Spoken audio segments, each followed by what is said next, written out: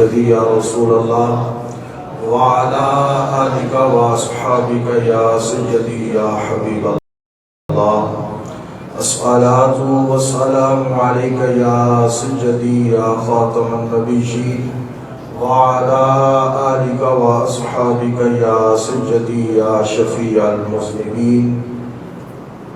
نصیب چمکے ہیں فرشتوں کے، نصیب چمکے ہیں فرشیوں کے، عرش کے چاند آ رہے ہیں. نصیب چمکے ہیں فرشیوں کے کہ عرش کے چاند آ رہے ہیں. جھلک سے جن کی فلک ہے روشن وہ شمس تشریف لا رہے ہیں. جھلک سے جن کی فرش ہے روشن وہ شمس تشریف لا رہے ہیں. اور ہے وجد میں آج ڈالیاں کیوں، ہے وجد میں آج ڈالیاں کیوں، یہ رقص پتوں کو کیوں ہے شاید. بہار آئی یہ مجدہ لائی کہ حق کے محبوب آ رہے ہیں.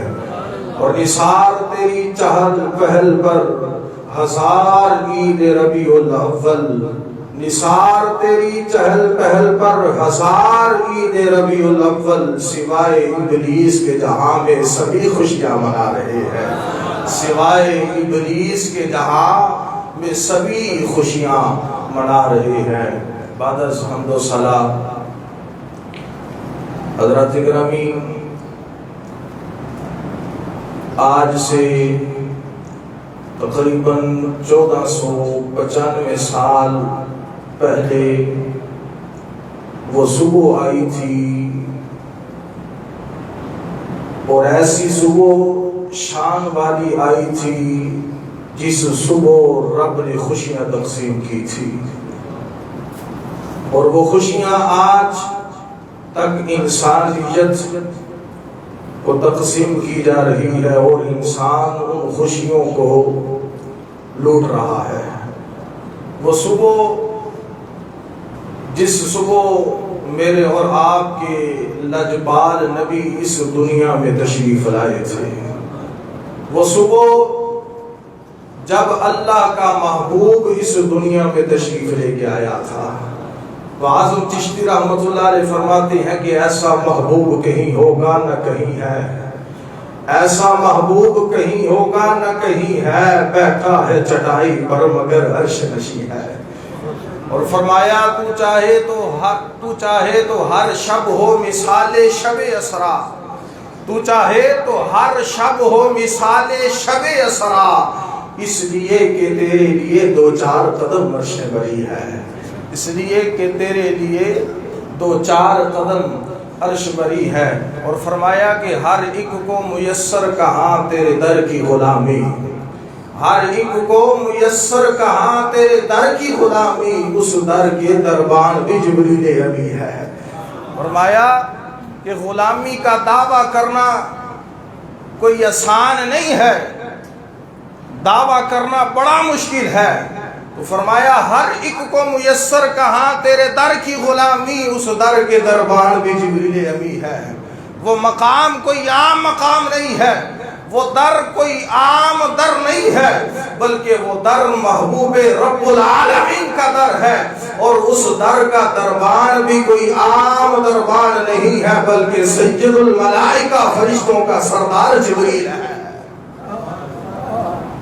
وہ جبریل امام فخر الدین سیالوی رحمۃ اللہ علیہ آپ فرماتے ہیں کہ میں مدینہ شریف حاضر ہوا حضور کے روزے پر. جب آقا کریم علیہ الصلوۃ والسلام کے روزے پر حاضر ہوا تو حاضر ہو کر حضور کو سلام کر کے جب میں واپس پلٹنے لگا تو وہاں دروازہ ہے باب بقی، اور باب بقی کے ساتھ ہی دروازہ ہے باب جبریل. فرماتے ہیں میں نے باب جبریل پر سید الملائکہ حضرت جبریل کو کھڑے ہوئے دیکھا. تو امام فخر الدین سیالوی فرماتے ہیں میں نے جبریل امین سے کہا اے سید الملائکہ، اے جبریل آگے جائیے نا، آگے کیوں نہیں جاتے، حضور کی بارگاہ میں جائیے. یہ تخیل تصورات کی بات کر رہے ہیں، اپنی عقیدت کی بات کر رہے ہیں، تخیل پیش کر رہے ہیں.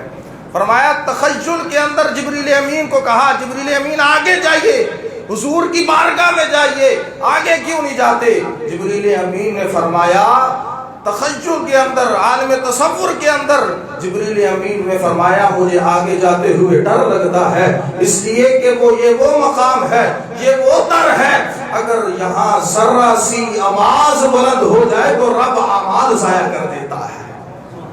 تو امام فخر الدین سیالوی رحمۃ اللہ علیہ فرماتے ہیں کہ باب جبریل کے پہلو میں ذرا دھیرے سے، باپ جبریل کے پہلو میں ذرا دھیرے سے فخر جبریل کو کہتے ہوئے یوں پایا گیا، اپنی پلکوں سے در یار پہ دستک دینا، اونچی آواز ہوئی عمر کا سرمایا گیا،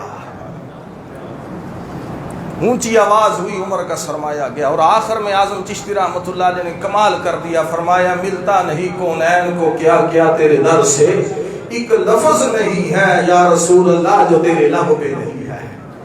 اور قرآن مجید میں یہ جو اللہ تعالیٰ نے حضور کی شان بیان فرمائی ہے نا، والا سوف یعطیک ربک فترضی، کہ محبوب ہم ان قریب آپ کو اتنا عطا کریں گے، اتنا عطا کریں گے، سونے آپ راضی ہو جائیں گے۔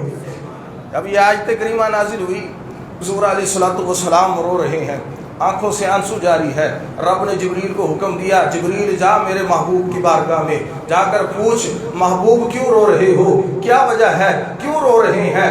جبریل امین حضور کی بارگاہ میں آئے، آقا رب پوچھتا ہے کیوں رو رہے ہیں، وجہ کیا ہے؟ حضور نے فرمایا جبریل اللہم امتی، جبریل میری امت کا کیا ہوگا، میری امت بڑی گناہگار ہے، روز محشر یہ رب کو کیسے حساب دے گی، میری امت کا کیا ہوگا؟ جبریل امین رب کی بارگاہ میں جاتے ہیں، مولا تیرا نبی تیرا حبیب اپنی امت کے لیے پریشان ہے، امت کے لیے رو رہا ہے، رب نے جبریل کو پھر بھیجا، جا میرے محبوب کی بارگاہ میں میرے محبوب کو جا کر بشارت دے دے، اے محبوب جبریل، اے محبوب اپنی امت کے بارے میں پریشان نہ ہوئے، اپنی امت کے بارے میں غم نہ کھائیے، ہم آپ کو اتنا عطا کریں گے کہ آپ راضی ہو جائیں گے۔ اور مفسرین فرماتے ہیں، محدثین فرماتے ہیں کہ اس حدیث پاک کے تحت کہ حضور علیہ السلام نے فرمایا کہ میں تب تک راضی نہیں ہوں گا جب تک میرا ایک امتی بھی جہنم میں ہوگا، جب تک میں اپنے ایک آخری امتی کو بھی جہنم سے نکال کر جنت میں نہ لے جاؤں، تب تک میں راضی نہیں ہوں گا، تب تک میں راضی نہیں ہوں گا۔ تو حضور ساری زندگی ہمارے لیے روتے رہے، امتی امتی کرتے رہے۔ بس آخری بات کرنی ہے، آج ہم حضور کی آمد، حضور کے میلاد کے لیے جمع ہیں، اور ماشاءاللہ سب کے چہروں پر رونقیں ہیں، سب کے چہرے چمک رہے ہیں۔ کیوں چمک رہے ہیں؟ کہ حضور کی آمد ہے، حضور آئے تھے، حضور کی آمد ہے، اس لیے ہم خوش ہیں، ہمارے چہرے چمک رہے ہیں۔ اور مسجد دیکھیں ماشاءاللہ کتنی بھری ہوئی مسجد ہے، لوگ کتنے آئے ہوئے ہیں، اس لیے کہ حضور کی آمد ہے، حضور کی ولادت کی خوشی میں ہم جمع ہوئے ہیں، حضور کی ولادت کی خوشی میں ہم جمع ہوئے ہیں کہ حضور ہم سے راضی ہو جائے۔ تو جو نماز میرے نبی کی آنکھوں کی ٹھنڈک ہے، جو میرے نبی کی آنکھوں کی ٹھنڈک ہے، ہم اس نماز کو کتنا پڑھ کے حضور کو ٹھنڈک عطا فرماتے ہیں۔ تو کیا ہی خوب ہو، کیا ہی زبردست ہو کہ اسی طرح ہر روز نماز فجر کے اندر رش ہو، اسی طرح لوگ جوگ در جوگ مسجد کی طرف آئیں اور مسجد میں آ کر اپنے نبی کی آنکھوں کو ٹھنڈک پہنچائیں۔ حضور کی ولادت ہے، گج وج کے منائے، خوشیاں منائے، جشن منائے۔ اللہ تعالیٰ نے ہمیں حضور کی نعمت عطا فرمائی ہے، حضور جیسی خوبصورت نعمت عطا فرمائی ہے، تو اس پر رب کا شکریہ ادا کرے۔ اللہ تعالیٰ ہم سب کو حضور کی ولادت کے صدقے ہم سب پر اپنا کرم فرمائے۔ باخر دعوانا